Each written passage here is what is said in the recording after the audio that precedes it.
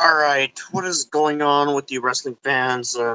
There's something different I gotta tell you guys. I'm gonna be talking about WWE for the first time, you could say, that in this channel. Because here's the thing, I decided to add NXT to the list and stuff. So yeah, I'm gonna be talking about the NXT weekly shows and stuff right here. And yeah, you could say that's a different thing for this video because I never talking about WWE before. And yep, I'm finally talking about it because that was the decision made with me and some friends.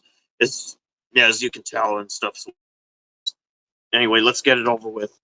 So WWE's NXT results. Honestly, this show, in my opinion, I could say they did real good with the flashing lights. I kind of like the style, like real flashy, like real lot like really good light show and stuff. And yeah, they put some personality to it. And there's a lot like I noticed there was like a number of conversations. Like I noticed that this promotion likes to conversate compared to other promotions, you could say. So anyway, yeah, let's get this over with.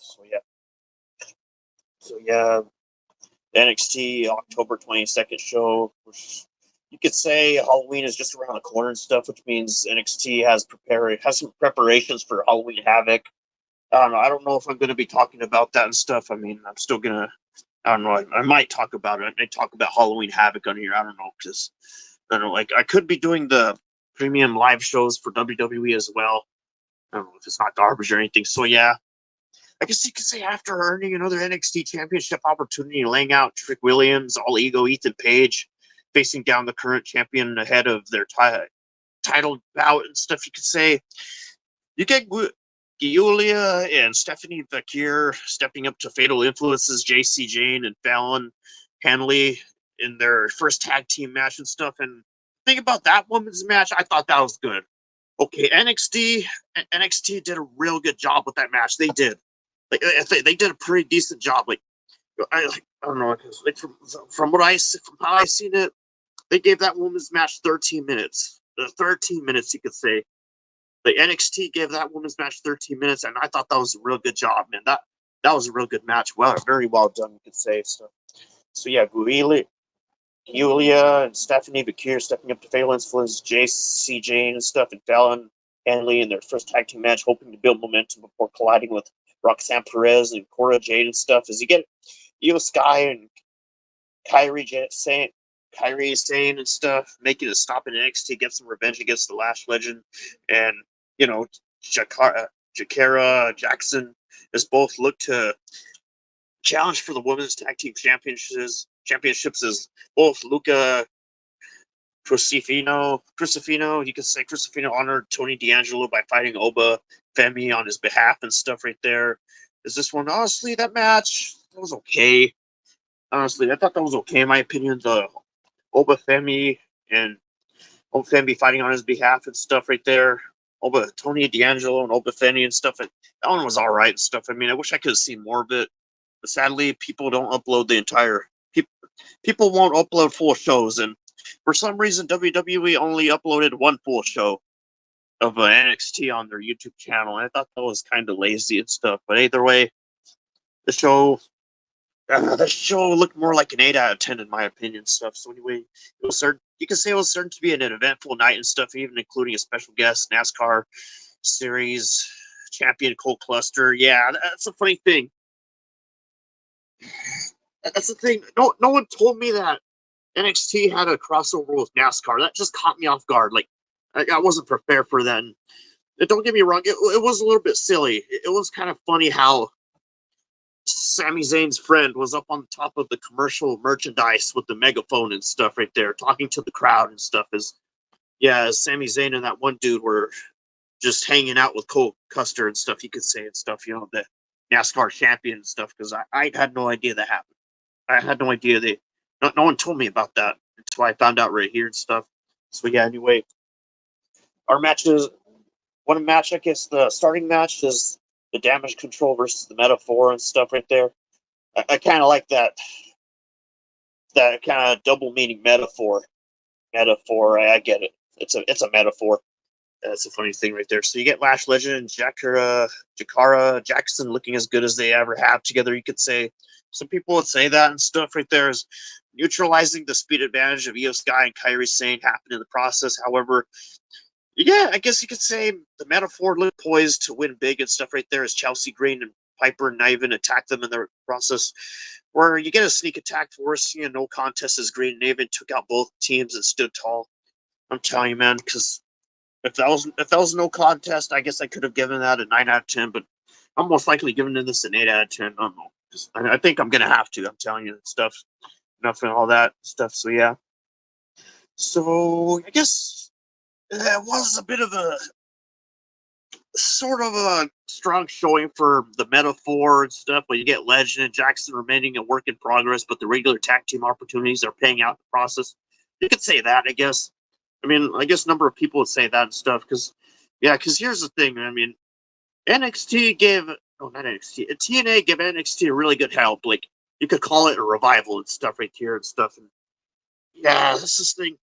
Like I had to like I had to keep rewatching this NXT show just to be sure and stuff right here. And I really don't want to give out short results. I don't want to do that because I mean WWE has a pattern for giving out having short results. I mean some matches are short for the most part and stuff. They do that and stuff. But this NXT is turning out pretty good, better than before. It's like it has its revival, you could say, thanks to its partnership with NXT. And not only that, it also has a crossover with the NASCAR, even though NASCAR is not related and stuff. I mean, why would anyone, why would anyone wrestle on a racetrack? I mean, I wouldn't mind seeing that though, unless it's good. So anyway, yeah. So yeah, I guess you could say Metaphor could have afforded a loss and still made a statement. Instead, get Damage Control being made to look weak against an inexperienced competition, as the Metaphor didn't even get upset about it and stuff. And as a whole, that will likely help the division more than hurt. I guess some people would say that and stuff, but the non-finish was a bit disappointing and stuff right there. So yeah, that match was a no contest right there. Damage Control and Metaphor. I don't know what's up with that and stuff right there. I guess another notable moment is Damage Control being over with the NXT faithful as the match started with an EO chant right there, is with Sane kicking in and stuff as she got loud. Kyrie chant as well and stuff. And not only that, you get the Legend showing off her strength with early and often stuff right there, including dribbling both of her opponents at the same time right there, some 1-on-2 stuff. It's not only that, you get Sky sending Sane to the air for a diving elbow and a move. I guess you could say that continues to look like the perfect tag team finisher for Damage Control, which leads to Jada Parker and Tatum Paxley fighting it out. I don't know, for some reason WWE didn't include this, man. I don't know why WWE didn't include this, man. I wish I could have seen this right now. Why didn't WWE talk about this one? Like, why? I don't get it. Come on, WWE, pick up the pace. Like, step up. Come on, WWE. Don't make NXT look bad when it's just turning good. I mean, I'm telling you. For some reason, nobody would upload full shows. I mean, I had to keep like rewatching highlights. So, yeah, highlights. I'm telling you. So yeah, you get Jada Parker fighting a challenge in Tatum Paxley, but still managed to connect on the Hypnotic for the victory and stuff. I mean, I recall seeing Tatum Paxley in TNA. I recall seeing her fight in TNA. I could have sworn she was up there and stuff. So yeah, after the battle, you get officials barely stopping Lola Vice from starting another fight and stuff. As meanwhile, Wendy Q choked out Paxley and threw her into a crate while wheeling her away and stuff. Right there is, yeah, you can say solid action followed by a fascinating post match. Almost made up for a 4-minute runtime on the contest that was only getting, going before the finish and stuff, because it seems that Parker's face run is already over based on the recent weeks and stuff. Honestly, I mean, I haven't looked into like what's been going on before this and stuff, because the thing is, this is the first time I've talked about WWE, and I like hardly look into what's going on in their storytelling and stuff right there. And that's why I have like no clue of what's been going on the week before, right there. So yeah, that's I don't talk about. I don't usually talk about WWE besides adding NXT to the list. So yeah, I'm going to be doing that from now on, talking about NXT stuff. So yeah, you could say Parker's face run is already over based on recent weeks, as she still has the crowd behind her though, and it would be better to ultimately pair Parker and Vice together as Paxley continues to deal with start-stop pushes in NXT. It's kind of hard to tell how much fans are supposed to take her seriously. At least she and Chu are delivering some memorable moments. I guess a lot of fans would think, and yeah, and all that and stuff. As you can see, Parker defeated Paxley by a pinfall. I mean, honestly, I was going for Tatum Paxley. I was going for Tatum Paxley, to be honest. I mean, I'm more familiar with Tatum Paxley. I would have went for her and stuff, but as she lost, so yeah, just like what one friend said, it is what it is.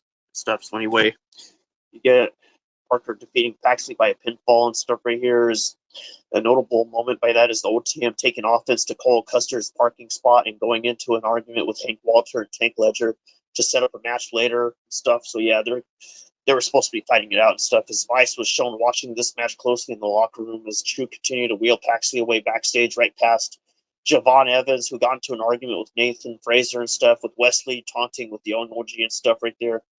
Right there. Oh, man. Okay, the thing about Wesley, I was sent a video about Wesley on my messenger and stuff right here. Oh, man. Dude, I wouldn't have expected. I mean, due to my lack of experience, I mean, let's just say I was never trained in a wrestling ring before, and I'm gonna stay. Even I thought that was a pretty hard kick, really hard kick. I'm telling you, man. Wesley took out those group of guys and stuff, man, because he was really going out like, because that's where his heel turn happened right there and stuff right there. Because he like punched one person in the gut, kicked the other dude in the face, and like all the guys were terrified and stuff, man. Like Wesley was going all out from what I see in that video on Messenger and stuff right there. Right there. So yeah. So anyway, our other match, Oba Femi versus Luca Crusafino and stuff. This one, all right. I mean, this one was okay. I mean, it could have been better and stuff right there. My favorite match was the women's match. I'm going to tell you, that most favorite match of all right there, because they did a good job with that one. You could say. So Luca Crusafino being completely outmatched by the power of Oba Femi was one thing right there, who knocked him out with a fall from grace as Tony D'Angelo tried to stop Femi's continued attack after the bell. But the ruler zip-tied the Don to the steel post as he forced D'Angelo to watch his. He sent Crusafino through the ladder with another fall from grace. Oh, yeah, that ladder. Dude, I'm going to tell you about that situation, man. The way he landed on that ladder, I'm going to tell you, that ladder went bent. That ladder broke. Like, how much of a strong back do you have to get in order to, like, slam someone right through the ladder, like, just to break the ladder? Because that thing looked like it. That thing was dented, I'm telling you. Just dented. Like, oh my God. Dude, either he's got a strong back or that's just a really weak ladder. Just absolutely cheap ladder or a strong back. It's either. Please tell me it can either go only two ways. That's the thing. So yeah, he sent Crusafino through a ladder with another fall from grace and stuff right there. As there was hardly a match here as the ruler destroyed the consigliere, you could say, with a mysterious attack on Adriana Rizzo. Honestly, I gotta tell you, man, most of these fighters I'm not familiar with because, like, how do I say this? It's because the promotions I go through all the time is AEW, TNA, and MLW, and that's why I'm not familiar with the WWE fighters. At least not the ones today. Like, most of these fighters I'm not familiar with, but I mean, I'm pretty sure I'll get more familiar with them as I'm going through NXT in the future and stuff right now, since I'm going to be talking about WWE from now on with this NXT. Probably the premium live shows as well, if there isn't too much content in the way. Otherwise I'm going to have to like do the two reviews in one thing, that video strategy like I did before with MLW and AEW and stuff, you could say, and stuff and all that right there. So yeah, you could say. However, it was I guess sort of a great segment, making this match feel so-called hotter than just about anything else in the upcoming premium live event. This is going to be an uphill battle at Halloween Havoc, you could say right there. I don't know, man. I don't know if I'm going to talk about Halloween Havoc or not. I mean, I wouldn't mind I would do it if other things weren't in the way, man. Because I don't want to stress out about this anyway. So you could say Halloween Havoc should make for a very dramatic title match unless NXT pulls out a swerve betrayal on the Dawn and stuff right there. As D'Angelo must win somehow, some way and stuff. His family has been heavily protected, and NXT will need to rebound to a feud he can win after falling to the dawn again. Where you get Femi defeating Crucifino by pinfall and stuff right here. I mean, Femi did look like he get an upper hand. I'm going to tell you that. So, yeah. Well, you also have someone attacking Rizzo backstage as D'Angelo stayed with her while Crucifino headed to the ring and stuff. Not only that, Nikita Lyons told Dyson Dawkins and Tyreek Igwe that they needed to act to find success. And, that's where the Femi then thanked Lyons right there, implying she attacked Rizzo and stuff right there, stuff and all that. I mean, I'm not gonna lie, man. I thought Nikita Lyons looked real good up back there. I thought she looked real good, man. Like, a good coat and stuff, and pretty attractive. I mean, good impression, I would say. But anyway, let's not get too much into that. So anyway, you get D'Angelo laying out a passionate warning to Femi that he will not back down at Halloween Havoc and stuff as you get the so-called all ego Ethan Page warning Trick Williams that he'll go through hell on Sunday and stuff right there as Trick Williams walked up to all ego Ethan Page with confidence but faced the verbal wrath of a former champion. The all ego warning that Trick was not ready to taste his own blood in the Devil's Playground. Okay, I thought that was a pretty good little promo or a little confrontation because those two like were face to face with each other, man. Ooh, like, I thought I saw a little bit of fire in their eyes. I'm just gonna say that, because man, those two really onto each other, man. They were at each other's throats and stuff, man. Man, it'll be really awesome if they started like fighting it out right there, right now. But anyway, we'll see what happens. Trick Williams walking up to All Ego. He's the Page with confidence, but faced the verbal wrath of a former champion as All Ego warned that Trick was not ready to taste his blood in the Devil's Playground. Just like I said, right there, and all that. Is, Page finally got personal in this promo and stuff, exploring his own insecurities as a 17-year-old veteran. How can you be a veteran and 17-year-old at the same time? I mean, that's kind of a weird thing because 17-year-old veteran, 17-year-old veteran. I mean, I wouldn't call a 17-year-old a veteran. I mean, because it still sounds like a beginner to me, in my opinion. But anyway, right there, a 17-year-old veteran that finally made it to WWE. As you can say, sort of a good hook to sell this final match and the rivalry and stuff and all that is throughout the angle. Page has carried the story, particularly on the microphone. I guess this was sort of no different stuff as though his candidates was more stilted than usual, not quite comfortable hitting his key lines and all that. Some people are written down and stuff. Some people make results would agree with that, I guess. Whether he was scripted or not, he certainly seemed less comfortable with his words as Trick hit down his own words as well. But he did not sell the serious mature of this angle like All Ego, even with Page at less than his best for a rivalry that NXT has tried harder to build than any other than recent memory. As Trick versus Page comes off as less than the sum of its parts and stuff. Hopefully, the final match lands more than the previous bouts, you could say, and stuff right there.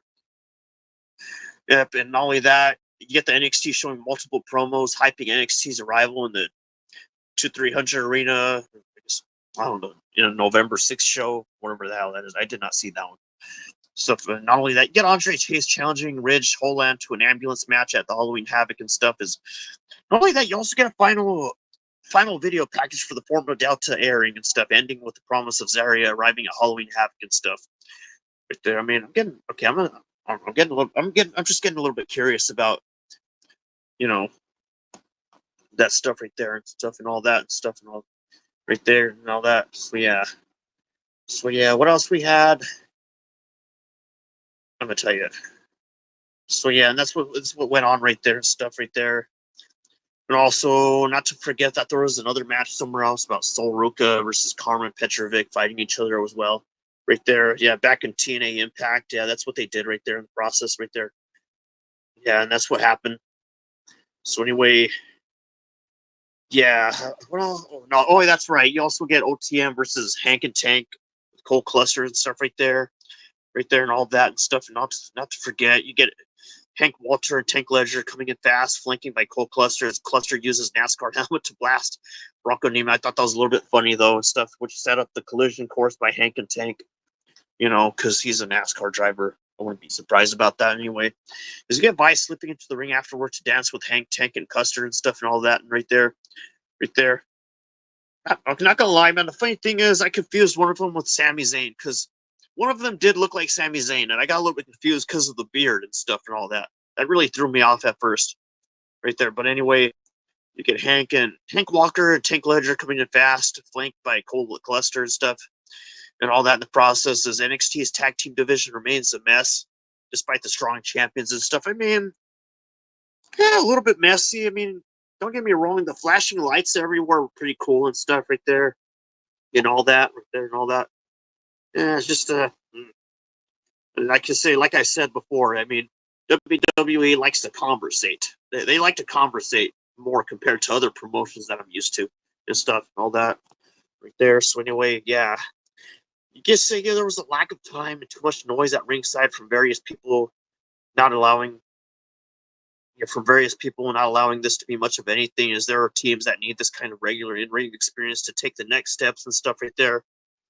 And what should be meant by the next steps is giving over the younger talent, you could say. Just giving over the younger talent. That's the thing right there. Giving over the younger talent. That's what I would say right there. Anyway, you can say these are teams that need this kind of regular in-ring experience to take the next steps. With Nema and Lucian Price having lost serious steam and time away, and this loss does not help at all and stuff and all that. His Custer's involvement was the usual celebrity fare with more spectacle than impact, or he kept his involvement to a minimum and stuff right there. So yeah, that's where you get Hank and Tank defeating OTM by pinfall right there and stuff right there. Not only that, you also get Jada Parker looking poised to lay out Tank, but Vice just wiped her out and stuff right there, just getting her out of the way. And I think after issues earlier in that night, Nathan Fraser talked Axiom and Ava into giving Javon Evans and Cedric Alexander a title shot and stuff. As Lexus King convinced Charlie Dempsey to give him a Heritage Cup match next week, while King struggled, though, to find anyone to be his corner man stuff right there. And then, yeah, that from there leads to my most favorite match of all. My most favorite match.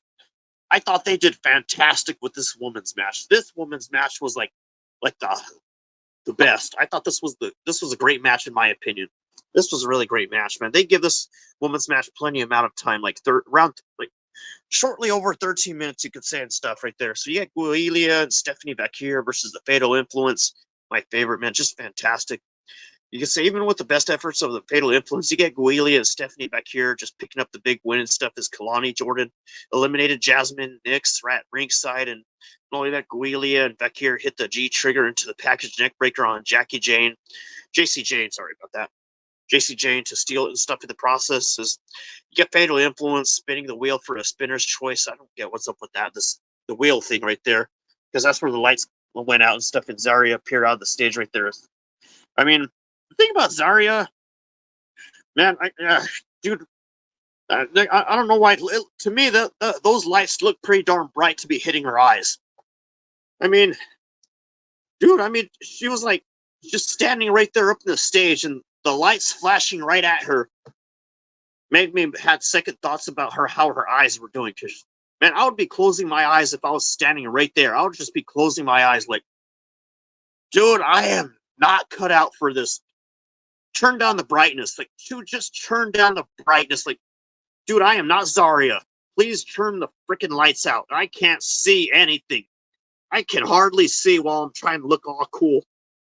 That's what I would feel and stuff. So yeah, you get Guilia and Bakir's signings, just not just add top stars in NXT's women's division, but also gave the division veterans to work with that, with what can elevate the roster around them and stuff. As this was clear in a tag team match that made Handley and Jane look fantastic in defeat, as Handley and Jane are far from rookies, but they have rarely worked with talent that move at this speed and hit this hard and stuff right there. Is that this was by far the best match of the night. Yeah, I mean, it actually was. I'm not kidding. This was really well done. 13-minute tag. 13-minute women's match. And just fantastic, man. I loved it, man. This was really well done. I mean, I wish I could give this a 9 out of 10, but I'm going to have to give it an 8 out of 10 because one match was a no contest anyway and stuff right there. So, yeah, anyway, get Handley and Jane being far from rookies, but they have rarely worked with talent that move at this speed and hit this hard. So, if you could say, this was by far the best match of the night. Yep, just like I said already. As it was more competitive than expected, which was for the best, as the Fatal Influence passed an important test with flying colors. You could say it's a shame that Zarya's arrival was cut short and stuff. I mean, I would kind of understand that because those lights shining right at her face were freaking bright. I mean, how could she see that? How could she see? You have her walk up on stage, you have like insanely bright lights right around her. Like, I'm telling you. But anyway, and stuff. You can say it's a shame Zarya's arrival was cut short, as NXT probably should have waited for Halloween Havoc with no overrun possible on the CW and stuff, where you have, Galilea and Vakir defeating the Fatal Influence right here. I'm not kidding, man. Vakir, she's pretty cool, man. I thought she looked pretty cool, man. I mean, I wouldn't mind seeing her fight. I mean, I hope I see her fight in the future. I mean, of course she is, anyway. It's just fantastic, man. Vakir and Galilea did really fantastic, man. They really did. So yeah, anyway, yeah, you get NXT airing a video package for Guilia and Bakir that highlighted their journey from enemies to friends and stuff right there. Because yeah, I'm not familiar with the time that were their enemies. It's good that they're being friends nevertheless. So yeah, the Fatal Influence. The thing about them, Roxanne Perez and Cora Jade, and bonding over their hatred for, their hatred of NXT newcomers coming for their spot and stuff. Yeah, I would have hated that too, especially with the freaking light shining right at my face. I mean, yeah, as we get Guili and Vakir running into Kyrie Sane and Io Sky backstage right there, as Sky and Guili gave knowing smiles, playing on their history and stuff. You also have the Fatal Influence refusing to tell Kalani Jordan who would face her at Halloween Havoc and stuff, as Nyx distracted Guili at ringside behind the referee's back, allowing Henley and Jane to wipe out the beautiful Madness with a pair of running kicks. Good running kicks, I would say. This stuff right there. I mean, as you can say, the overall show delivered a fairly standard show with days before Halloween Havoc. You could say clearly rushing to put the final touches on the key matches, with all ego at Ethan Page and Trick Williams trying to deliver something special, sort of something special. But I guess to some people, it did not feel like that either man was ready to cut the hard-hitting promo that feud needed and stuff. As Guilia, Stephanie Vakir stole the show, delivering a great TV match with Fallon Henley and JCJ, and that took nothing away from the heels and stuff before Roxanne Perez and Cora Jade, though, barely appeared live and stuff. You get Kalani Jordan versus Fatal Influence having been a feud for months, yet the final build to the Women's North American Championship match was rushed and overshadowed and stuff. As you also get Opa Femi and Tony D'Angelo having set the stage for a big blow-off match thanks to a simple story executed perfectly in the last month, which I'm not familiar with because I don't know. I wasn't looking into WWE as much right there because only AEW, NXT, MLW, and all that stuff right here. I mean, I'm gonna be honest, man. It really sucks that MLW had to cancel its Slaughterhouse, man, because I was looking forward to that. But anyway, you get Oba Femi and Tony D'Angelo having set the stage for a big blow-off match and all that. As a whole, Halloween Havoc looks like a good show that could have been used at least one more week of build to be great stuff. Not to be rushed or anything. I mean, that gives me a red flag right there. If people are saying it's going to be rushed, that's a red flag. I'm telling you. Hopefully it turns out good. So this night of action was forgettable beyond the PLE setup, including a poorly booked, damaged control appearance. Yeah, that one. What happened right there? Yeah, that it was a little bit poorly booked. I mean, not the worst. I mean, and yeah, that's the thing right there. I mean, I won't say that's the worst and all that stuff right there. But let me tell you, man, I'm going to tell you, man, that Guili and Stephanie back here versus the Fatal Influence, fantastic, man. I love that. It was fantastic, man. Man, good. I would give Triple H credit on that one for giving the women's match that good time and stuff right there. So yeah, and yeah, that's all what happened for WWE's NXT and my very first time talking about WWE on my channel and stuff right here and stuff right there. So yeah, this show I'm gonna have to give an 8 out of 10, an 8 out of 10 right there and stuff. So yeah, I hope you people do well in the future, and I hope the promotions do well. Yep, just like WWE, because yep, I'm telling you, man. I'm just hoping NXT gets better. NXT. I mean, if WWE gets better, I may be able to talk about the other shows, but right now I'm just gonna talk about WWE because NXT is the only thing I'm gonna add on the list. Nothing else. Not Monday Night Raw. Not Rampage. Just NXT for the moment, and we'll see what happens in the future. So yeah, I'm gonna end this video right here, guys. I hope you guys are doing great. You wrestling fans. I hope you get good content. I hope we get good content and stuff and all that. So, yep, this is Red Bull 97, about to end the video right here and stuff. So, yeah, rock out and be there, guys. I'm going to end the video right here. So, yep, rock out and be there. rock out and be there, guys, because the video